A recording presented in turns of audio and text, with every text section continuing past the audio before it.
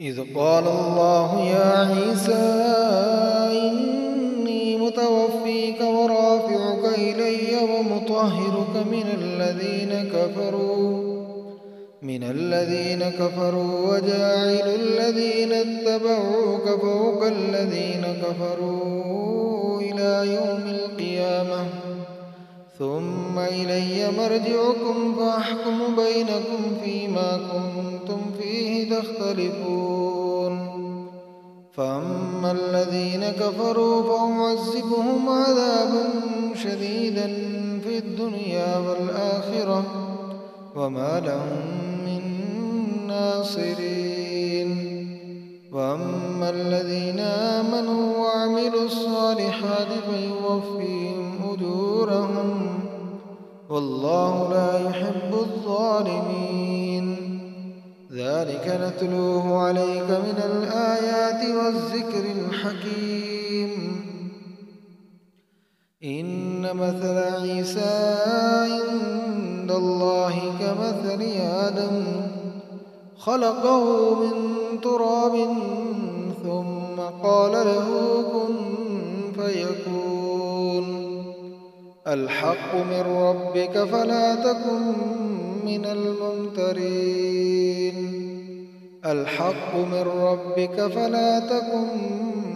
الممترين فمن حاجك فيه من بعد ما جاءك من العلم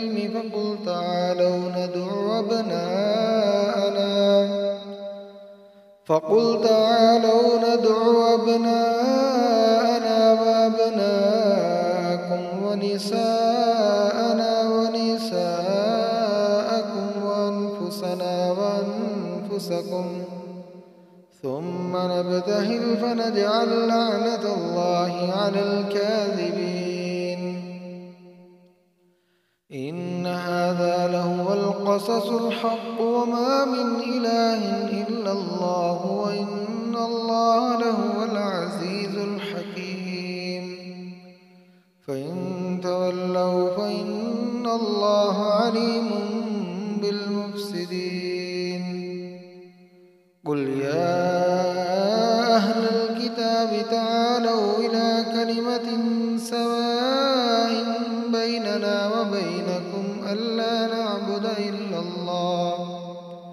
ألا نعبد إلا الله ولا نشرك به شيئا ولا يتخذ بعضنا بعضا أربابا من دون الله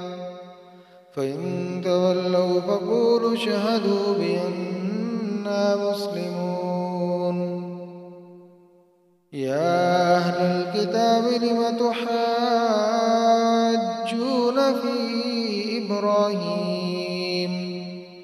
في إبراهيم وما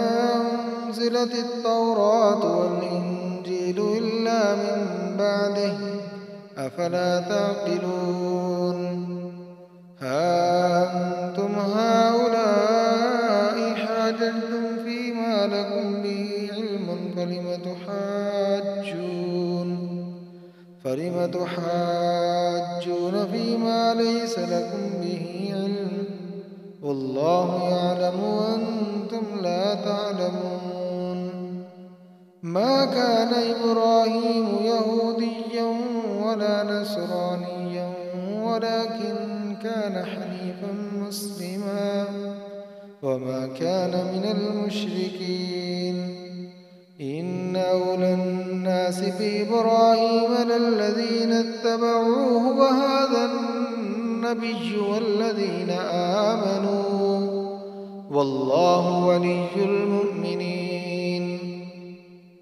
ودت طائفة من أهل الكتاب لو يضلونكم وما يضلون إلا